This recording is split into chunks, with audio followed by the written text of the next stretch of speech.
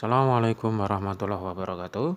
Semoga kita selalu didekatkan dengan orang-orang yang baik dan diberi kekuatan untuk berbuat baik. Hari ini kita akan membahas materi tegangan bolak-balik atau tegangan AC.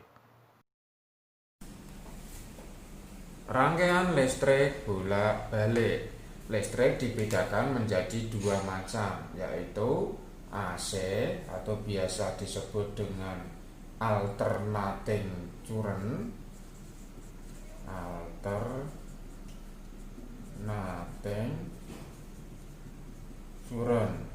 dan DC atau direct current. Koreksi kalau saya mengucapkannya salah. Jadi ini disebut sebagai listrik bolak-balik.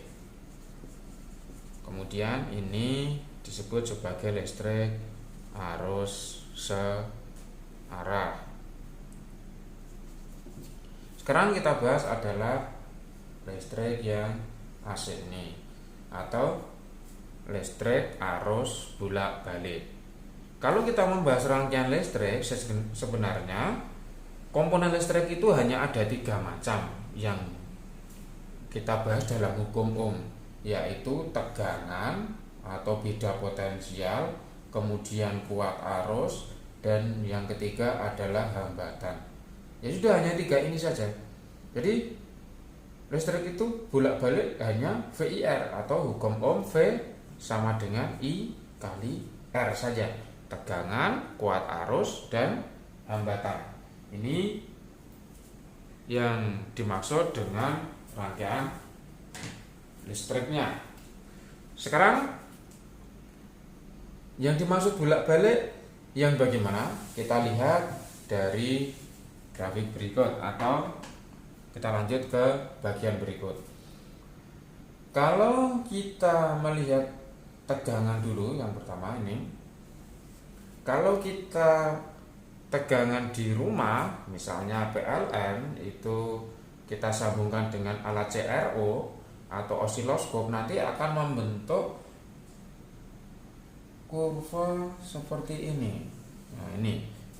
Atau yang dimaksud dengan fungsi sinus atau sinusoida. Ini waktu, kalau ini saya ganti dengan V-nya atau tegangan, maka nilainya akan berubah naik turun. Pernah kita kena setrum listrik itu mesti rasanya seperti bolak-balik, sedut-sedut gitu. Itu yang kita rasakan ketika kena tegangan AC-nya. Berbeda ketika dengan tegangan DC dengan sama-sama yang tinggi, seperti tertarik terus ini. Kemudian kita lanjut. Tegangan yang paling atas ini disebut sebagai tegangan maksimum atau VM. Ini juga sama nilainya. Ini titik nolnya, ini VM. Satu periode itu kan satu bukit, satu lembah. Jadi membentuk gelombang sinusoida atau fungsi sinus. Ini satu periode. Kita membahas tegangan dulu yang pertama. Jadi dari fungsi sinus ini didapatkan bahwa nilai V atau tegangan itu sama dengan V maksimumnya, ini V maksimumnya sin omega T. V-nya adalah tegangan, V maksimum tegangan maksimum, kemudian sinus omega T adalah dari fungsi sinus ini.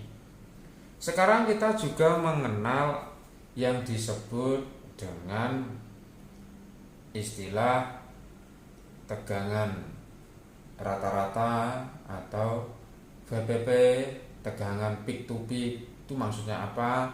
Atau juga ada tegangan efektif. Yang dimaksud dengan VPP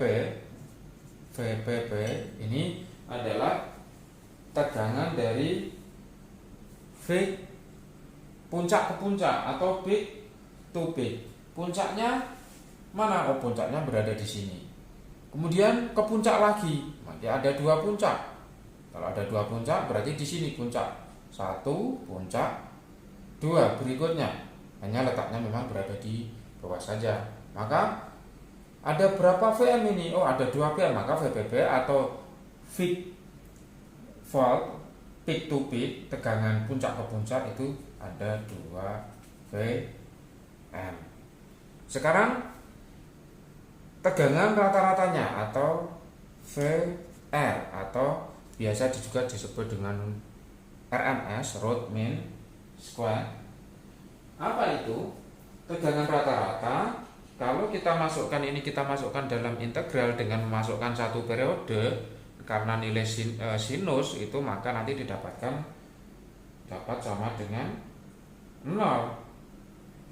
Berikutnya, kalau kita masukkan dengan satu periode lagi, maka didapatkan tegangan rata-rata itu sama dengan 2 VM per P.